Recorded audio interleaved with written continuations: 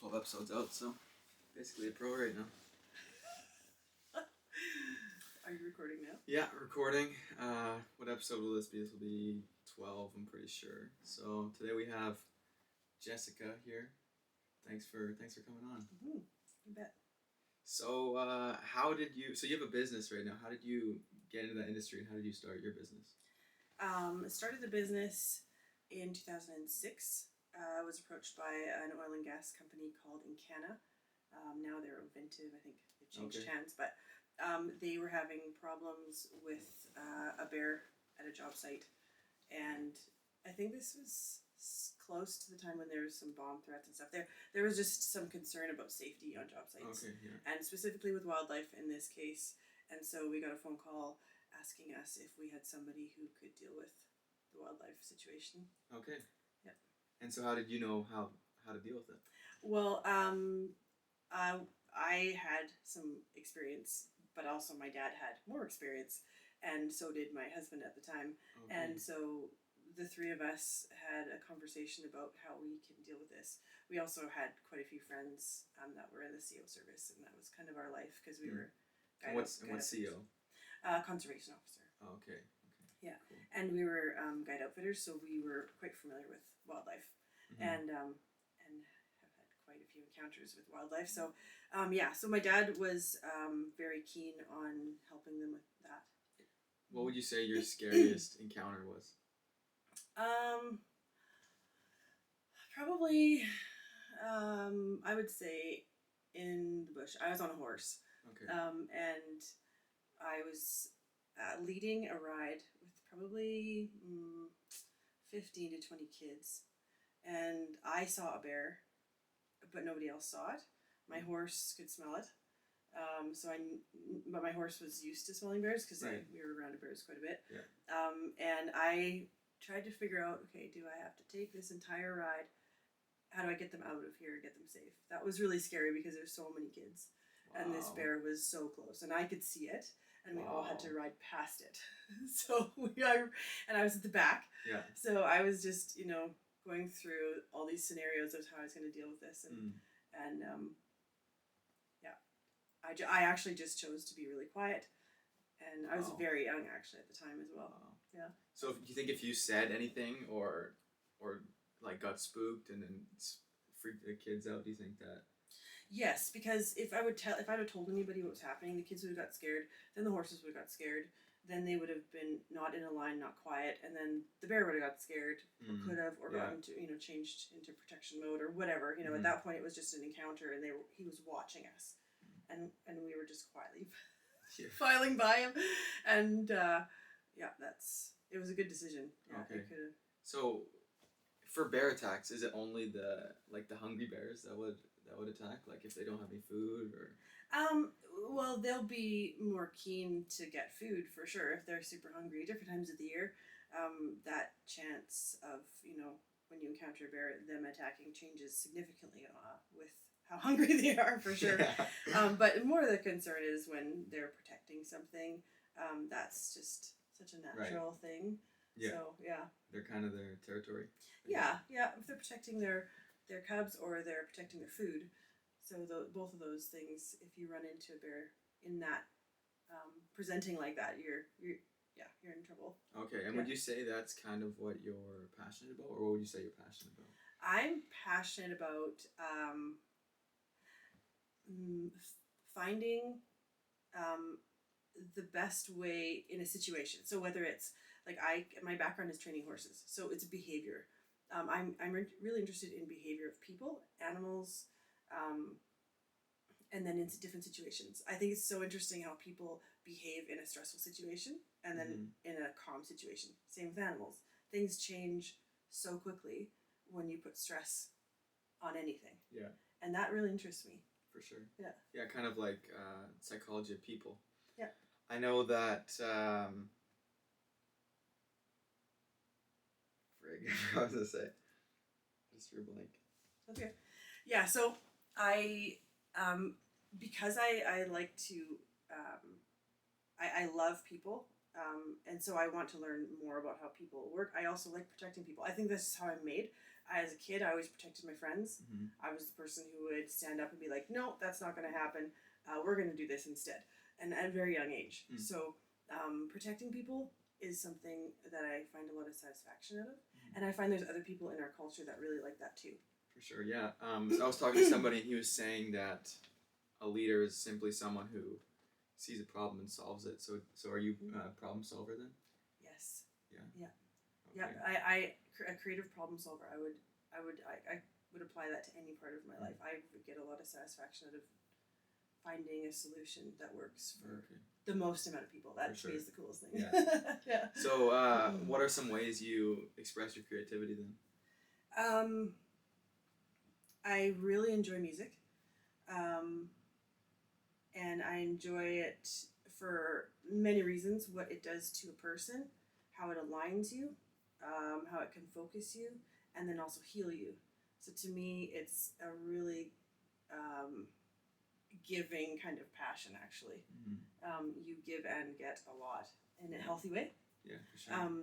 I think we need to connect in different ways, and creativity is one of them. And if you can find ways in your life to connect in a healthy way, you found gold, actually. For sure. Yeah. Yeah, so a lot of entrepreneurs are always swamped by how many ideas they have. Yes. And everything that's going on. Yes. So how do you deal with all of your ideas, and then how do you know when is the right time to go for it? Because a lot of these ideas are good ideas. It's just a lot of them are also bad ideas. That is a great question, and that is something that I've spent a lot of my time dealing with in my life, because I have a lot of ideas. I have books of ideas, business ideas, business plans. I found a way to bet on horses and win because I trained horses. Like I found some really cool things, but timing is a big deal. You can, especially with a horse, if you can observe the correct time to change a behavior or to present something or to introduce something, you advance so quickly. But if your timing's off, it will take you so much time to get the same thing done. And I think that's the same thing in life. So I have really taken my ideas and I do run them by God. I put them in a book, I pray over them, and then I really do ask, like, is this the time for this, or do I need to, I also believe you get other ideas, for other people. Yeah. So I find I get ideas and then I see other people do them, and I'm like, when I was young, I'd be like, oh, I wish, I think I did something wrong. Okay. Like, oh, I should have done something quicker. Right. I should have moved on that. I should have put more energy into that. But it wasn't actually for me. Mm. So sometimes you get ideas that you actually should give to other people. Interesting. And give it to them, even if it's a really good idea. Mm-hmm. I've had some solid ideas and businesses that I've given to other people and watched them succeed and gone, I'm actually okay with that. Mm-hmm. Because I think I was 20. And I was asking God about this question. What do I do with an idea that is really good, but I can't actually achieve? And he said, I will always give you something to give. Mm. So I was free to give away. Cool. Because he would always replenish me. Yeah. So I could give all my best ideas away if I wanted to, and he would give me more. Because there's no end to his good ideas. So I don't have to worry about that. That's the thing. Everybody's getting kind of worried about AI, but at the end of the day, there is a God out there who gives humans ability to create and gives ideas to us, and so we can be creative with what he says. And then you can have peace in your creativity and in your ideas. You don't have to strive, and because that will actually distract you and stop you from doing a good job. So you can have peace and move ahead with great confidence because we serve a really big God. Mm-hmm. So how do you know you're hearing God's voice when you're praying about timing? Yeah, so that's a practice that you, it's like lifting weights. It's like anything, you need to practice it and do it. Yeah. And you need to fail, and you need to go, oh, that's what that was. And you need to spend time with God. Like, if your friend walked in the front door, you would know who it was just by their way they were walking. You would know who it was. And God's voice is the same. Like you do need to know and be familiar with his voice. I believe that it's like more like how they had radios in cars. They don't really have radios. Do you remember radios? I have radio in my car. I think we're like radios, and we can tune into whatever we want. So that's our free will. Mm-hmm. We can tune in and focus on whatever we want. I believe God is speaking to everybody, and we just need to turn on the right radio station. Mm-hmm. So, how much time do you spend finding your radio station and listening? So, when you do that, then you start to be like, oh, and then you listen, and you have to. You can't do it without faith, because faith has feet, so you have to have action. Yeah. Yeah. Yeah. So how often do you spend time praying and kind of trying to figure out what God is saying to you? Yeah. I would say that's constant. Okay. Yeah. Yeah. I have to align myself. I all the time. I need to, and especially if there's a lot of stress. I've had some, good amount of stress in my life, and I think everybody goes through that. Mm-hmm. And it's very important to me, even to the point where, I've walked into a health food store and been like, I know I need to take something, but I'm not exactly sure what it is. So, okay, God, you know where my body's at, and I don't have the technology to put my finger on something, and Right. Yeah. So can you just let me know? Yeah. So yeah, he showed me what to get, and I actually didn't take it. So I put it on my counter, and thinking that that's probably a good idea. And then I went and got some testing done, and they said the exact bottle of what I had bought. Crazy. That's what they recommended I take. Wow. I took a picture when I went home and sent it back to the doctor, and I was like, "Was this what you're talking about?" And she said, "Yeah, that's the one." So crazy. So then those things happen in your life, and you can really be clear that God is speaking to you. Yeah. He is showing you, like, he cares about even the small stuff. So yeah. For sure, that's awesome. Yeah, you kind of have to. You have to know that. Like, I made a point. I wrote it on my wall. I said, "I can hear God's voice," and then when you write that and you say that out loud, it just like establishes it, and then you know that, yes, I can trust this, and then you see it more and more, and you pray for things, and they come to pass, and yeah, it's good. Yeah, and there's hearers, like some people see things. God has so many ways of speaking to you. And I think it's everybody. I have people who would say they're not a Christian, but the way they speak, they actually are hearing God. Mm-hmm. They just don't know it yet. Yeah. It's so neat. Yeah, that's cool. Yeah, he's for everyone, for sure. Yeah. So yeah, you said you've been through some hard times, and God's been there for you. Do you have a cool story about that? Yeah, like I feel like with my kids, we've had some pretty traumatic things, and God has just protected us from pretty difficult times. My son has a brain tumor, but he is still alive. He's had it since he was 4. And he is, doing great. That's not a small thing. Yeah. And so, I think daily, I really believe that there are daily miracles that we see all the time. I would say he wouldn't say that about himself, but I would say okay, he is. Yeah. And, yeah. So do you make it a point to kind of focus on the bright side and the good aspects of things? Would you say? Yeah, I think it's really important what you focus on. Not a toxic positivity that everything's great, because actually things are really tough for a lot of people, and myself included. It's a real thing. But there's so much goodness as well. Like, God is at work, and to take off your lenses of negativity, I think, is very important. And then to discipline yourself to live like that. I feel like I've lived a life like that.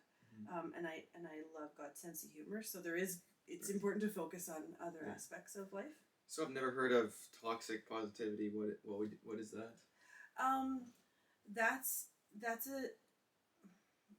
It comes from a good place, I think. It's when people try to be positive in a difficult situation.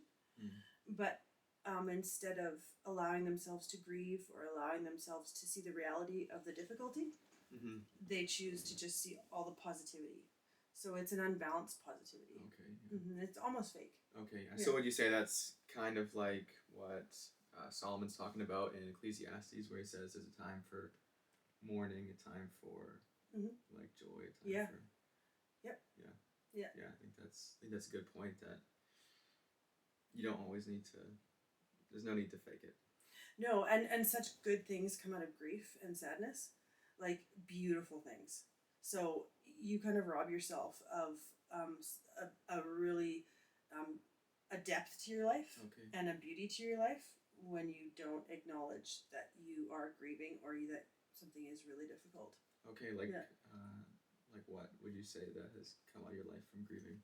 Um, a very deep awareness of heaven and an Okay. ability to live daily with an understanding that you are a citizen of heaven. Okay. Yeah. So, probably one of the most quoted verses in the Bible: "Seek first the kingdom, and all these things shall come." So, what It'll be added to you. added to you? Yeah. Yeah. So, what does that mean to you, and what do you think that means? That is an invitation to peace. Also. Because when you seek first the kingdom of God, what's the kingdom of God? Right? What's the fruit of the Spirit? To me, those are very similar. Love, joy, peace, patience, Right. kindness. Yeah. And when you focus on those things and cultivate those things in your life, you can handle God adding those other things to your life. Mm. It's very difficult to handle success. You have to be a very strong person to handle success well. Mm-hmm. And to not let it sway you. You have to be able to handle, if God wants to give you billions of dollars, you're going to need some real solid character in your life. Yeah, that's a big burden. Yeah, for sure. Yeah. Yeah, I heard talked about that kingdom of God. Kingdom means king's dominion, so it's basically submitting to ultimately God's authority over your life. Mm-hmm. Yeah. I think that's that's kind of not funny to me, but like God is sovereign. Like you can submit, you don't have to submit. God is still God. Yeah, like it doesn't actually matter what you it does matter what you do for yourself and where what your life's gonna look like. Yeah. But God's God. That's right. Yeah. You can submit to that or not. Yeah. Every knee will bow. Yeah. Oh yes. Yeah. Yeah. Okay, so how did you grow your company so quickly? Following God. He gives me great ideas, and then I act on them. Okay. And there's difficulty for sure, but he blesses that. Okay. Yeah. And it's been super enjoyable. Really risky. But it's calculated risks. But I think risk is very important. Mm. Yeah. Taking risks, being willing to do something that you have never done before, but you kind of think you have the skills for. Mm. Yeah. Yeah. So has there been something that, like an idea you got from God that really took your business to the next level? Yes. Partnering with people you may never think to partner with.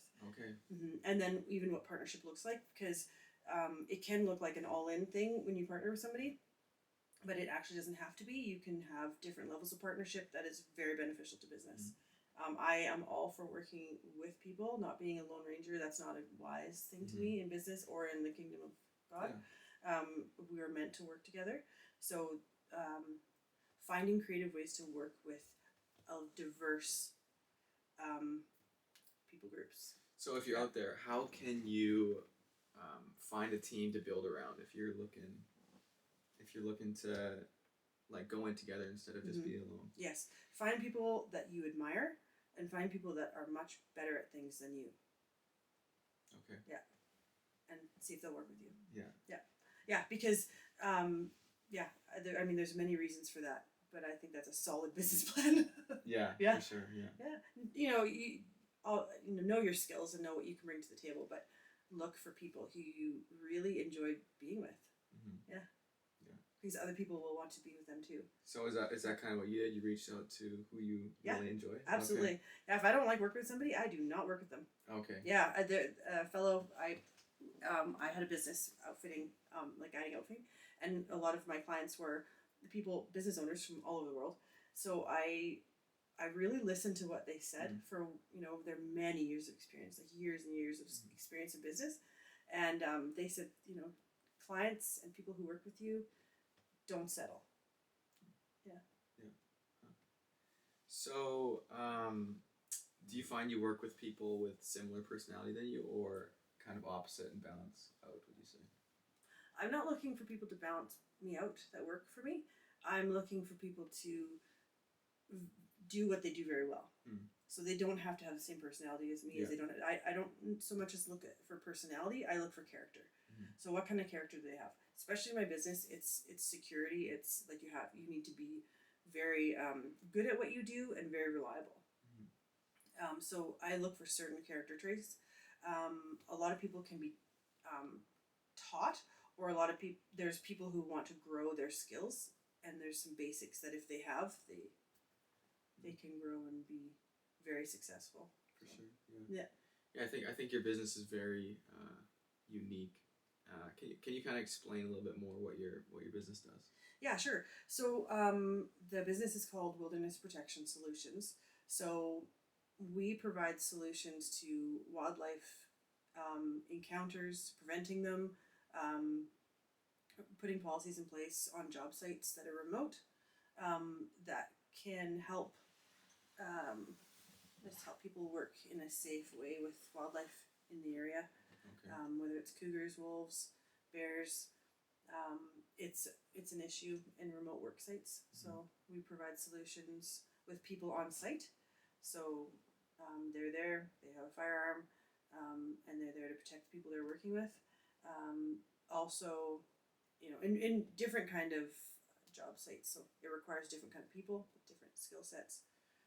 We also developed a training program so that people can become wildlife monitors, because there's really no standardized training for this. Okay. So we've had to produce courses that are recognized by the government and business. Oh, cool. Yeah. Yeah, that's cool. I think I saw a video. They say like drop shipping was huge, and then it was day trading, and then now they think it's making courses. Because everyone is making courses. It's like it's a different course than your course, but it's probably the easiest thing to sell, the ultimate dream, and then lie about how fast you can do it is a popular thing to do right now.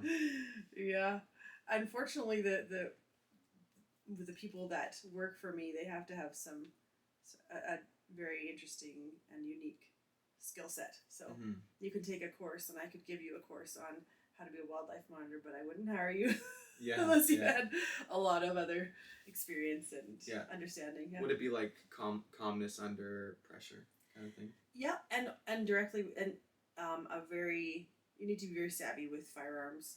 Okay. Also, reading the land. You need to be able to go and understand the biology of, the climate you're in, what's growing, what's in season, what the bears will be eating. You need to know a lot about behavior of people, behavior of animals, and in this situation, when people get scared, they act very different than they normally would. Yeah. And same with animals. Yeah. So it's like the drowning person who wants to be saved but doesn't want to be saved at the same time. Yeah, drowns the 2-year-old, beside it, trying to, Yeah. And so you need somebody who is really calm and also calm under stress and very confident in their skills. Okay. Yeah, very confident. So do you have, with all your ideas, have you started a couple more businesses on the side, or do you just stick with the one? No, I've had a few businesses. Okay. Like the guiding outfitting business. I trained horses for many years. I was a riding instructor for quite a few years. I also taught swimming when I was younger. I started a business in the backyard pools and stuff. Yeah. And that would probably be the most. Oh well, I did sell beef. Okay. For a while. Okay. So I would take beef from Alberta and then bring it to BC. Okay. And sell Alberta beef. Yeah, naturally, hormone free stuff. Yeah. So do you find that in today's culture there's like a lost sense of like the outdoors and nature and creation? It's like a broken connection. Yeah. Okay. Definitely. And I feel like it makes people sad. It makes children sad, because they're missing out on something that they need. I feel a lot of people are disconnected from some important things, and being out in the wilderness can bring you to your knees, quite literally. Yeah. And I am very. That's why really we were doing the guiding outfitting, taking people into the wilderness. It was quite wealthy people, like the demographic of people that were coming on that trip were people who didn't have a lot of no's in their life, so Yeah. or a lot of difficulty at that point. Mm. And so everybody needs to just be undone in the mountains. Yeah. Okay. Yeah. So is it a lot of like out in the mountains where you guys go? With the wildlife monitor? Yeah. Yes. Yeah. Okay. It's remote work sites. A lot in BC Okay. on Yeah. the coast. We've gone to fish farms. We've gone to, I mean, yeah. So what's your favorite like scenery? Would you say like a forest or a mountain or a river, lake? Yeah, that's a good question. I am a big fan of water and mountains. So Okay. I would say like a wicked lake in the mountains would be just, like a really remote, beautiful colored water. It's usually really cold, so. Yeah. Do you swim? Yes. Nice. I definitely would go in. Yeah. That would be. You could fly me there right now. We could just go over there and do a podcast in the mountains. Yeah. That would be great. Yeah, that would be. Yeah, the wildlife podcast would be pretty cool. Out in the mountains. Yeah. Yeah, I think like there's something about cold water that's really good for you, but. Yes, difficult but Yeah. invigorating. Yeah. Have you ever done any cold plunges? Or I anything? have. Yes, I have done some cold plunges. I have this black one that I put on my deck in the wintertime. And Chase really has been the best at that. I think he almost got pneumonia. He stayed in so long. Oh, wow. I was like, you gotta get out, kid. Yeah, no, I think it's good for you. So, when you're dealing with risk, is there any point that you're like, this is just too much, I can't do this, or are you pretty much open to do everything? I'm pretty, it's that hearing and then moving in confidence. So if I've heard that I got the go ahead, that I have an open door to do this, not much would stop me. So have you pretty much gone all in a few times? Oh yeah, I feel Okay. like every day you go all in. Okay. Are you kidding? Yes, every day you go all in. Every day. So Every day. So what does that look like? That looks like listening to the best of your ability. That looks like coming in here, and so I did this. I played a lot of sports, and we worked with like it's like a movie reel in your head. Like you can play a situation in your mind, and it's like a movie, and you're in it, and you kind of walk through what you're gonna do. And when you do that, I feel like it gives you a lot of confidence, I guess, but an ability to follow through. Okay. And so why does that look like all in for you? Commitment. Okay. Yeah, you're committed to what Okay. you're doing. Yeah. Yeah, that to me is all in. Yeah. Okay. And you're willing to do what is necessary to make that happen. Cool. So it doesn't really matter what comes in the way. You just Yeah. keep going. Just a big step of faith. Yeah. Cool. Yeah. It's like climbing a mountain. It's like, it can be very difficult, but you just keep going. Yeah.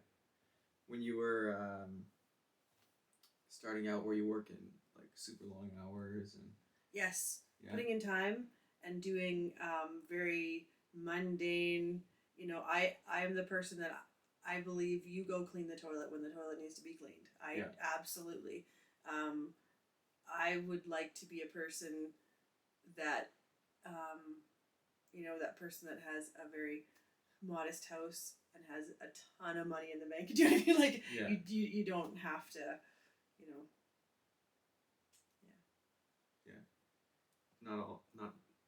You're not big into flexing.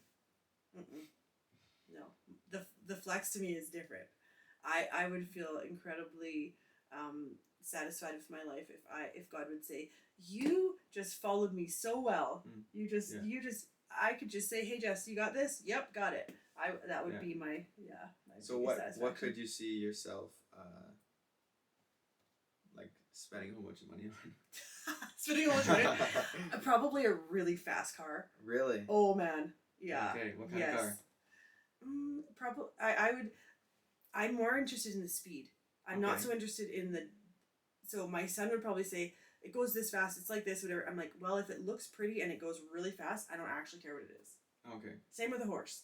Okay. I used to ride racehorses, and this one horse that I was riding him. He was like hilarious. He looked like a quarter horse. He didn't look like a thoroughbred. Tall. He was a short, squatty little horse, and super plain looking, but he was a hot rod. So he was 2, and I was working him around the track, and I was like, this guy, he doesn't really want to run. Like, most horses kind of want to, they get that kind of competition, they want to run. Yeah. So I asked my friend, I'm like, come out, meet me in the morning with the horse, and I want you to help me with this horse. So she comes in, and I said, come right up beside me, and just ride your horse with your nose just right beside his, and then just go ahead a little bit, and then come back, and then go ahead a little bit. And this horse didn't care. He just was going along. He's so chill, like super chill. Just loping along, and then he starts looking over, and he sees this horse going back and forth. And you can see his little brain figuring out competition. And we did that for a couple mornings. And I tell you what, we lit a fire under that horse. He ended up winning the Canadian Derby. Okay. And he was like this little horse that was like so just not looking like a racetrack star, you know? Anyway, he just... but he had that fire. Yeah.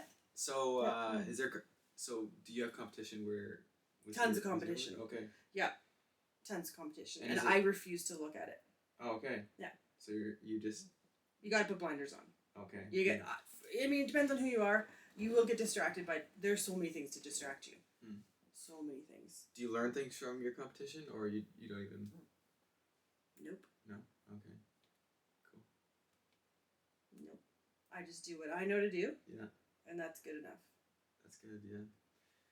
What worked for them might not work for you. No, it's not my lane. That's their lane. Yeah. And there's enough for everybody. For sure. It does. They're not. They may be in a competition, but they actually aren't. Yeah. There's enough for everybody. That's right. That's not a mindset that I will have anything to do with. You do different things. So how will you teach your kids how, like, what they want to go into, or what the next step for them would be? How do you lead them? Yeah, that's a really good question, because I don't want to put the call on my life and what I'm doing onto them, because they're different people. I'm trying to equip them, but they may have different roads to go. So I'm actually not sure about that. I can give them what I know. I do think we go from glory to glory, though. So I will do better than my parents. My kids will do better than me. I hope that my kids do better than me in everything. So there comes a point where I don't really have a whole lot to say, but I think when you do know, then you do everything you can to share that. And that's it. If you don't know, as a parent, I feel like you need to be quiet. Yeah. Yeah. So I don't say a whole lot about that stuff unless I really know. Okay. Yeah, I let my kids figure that out. That's between them and God and their life. Okay. Yeah. So how did you balance having that business and then being a mom as well? Very much like getting ready for playing sports, kind of stewarding my life properly. So I feel like if I steward my what I'm eating, how I'm taking care of my body physically, how I'm taking care of my mind, how I'm taking care of my spiritual appetite, if I'm taking care of those things, that will actually lead me to a really good balance with my kids and my work. And so being sensitive to what God is doing on many levels. So my grandmother would say, you look for God in your life and watch for him, and then align yourself with what he's doing. So I'm following. I've often been put in a leadership position in my life, but I feel like such a follower. So, because that is the biggest thing to me. So I look for what God is doing in my world. My neighbors, my kids, my husband, my friends. I look for what he's doing, and then I follow him in that. This is an interesting question I'm thinking of. Do you think that like the world will end in the near future? Within the next 10, 15 years? On September... No, I'm just kidding. Yeah. Yeah, absolutely. Okay. I don't know about everybody else, but I've always felt like I'm probably gonna have to die for what I believe, you know, For sure, yeah. you know, and that's okay. For sure. But It's the best way to go. yeah, it's terrifying reading the Bible and reading about how everybody died or like. Oh, But if you study it, they like lots of them didn't feel pain. totally, and you get to that point, but the first part when you're like, Right. that's gruesome. Like there's Yeah. there's such gory stuff, you know, and life can be so gory, you know. And Mhm. I do not like the gory part of life. Mhm. But it's there, and it God does give you what you need when you need it. That is no question. Yeah, I think that the world could end at any point, but it does seem like in the next, you know, I don't know, 5 years, there's a lot of stuff Yeah, lots going of stuff going on. on. Yeah, yeah, and just like I've been studying. There's this other podcast about, I think it's called Faith and Friction. They're talking about the fig tree and watching Right, the yeah. seasons and stuff, and I was like, oh. It's pretty crazy, yeah. Like Yeah. a lot of it just points to something happening in the near future. So yeah, so just interested in what you had to say about that. Yes, I would agree. Yes. Okay. I think we're just about done here. Do you have anything else you wanna add? No, I don't think so. Nothing? Yeah. Nothing coming to mind? Let me see here. Sometimes the best stuff that comes out is the stuff that I Ringers say. Yeah. come at the end. Yeah. Yeah, I don't know. I think you asked some great questions. I think it's Cool. I think you're on a cool journey. Thanks for coming on the podcast. Yeah, absolutely. How's that? Good. Yeah, I have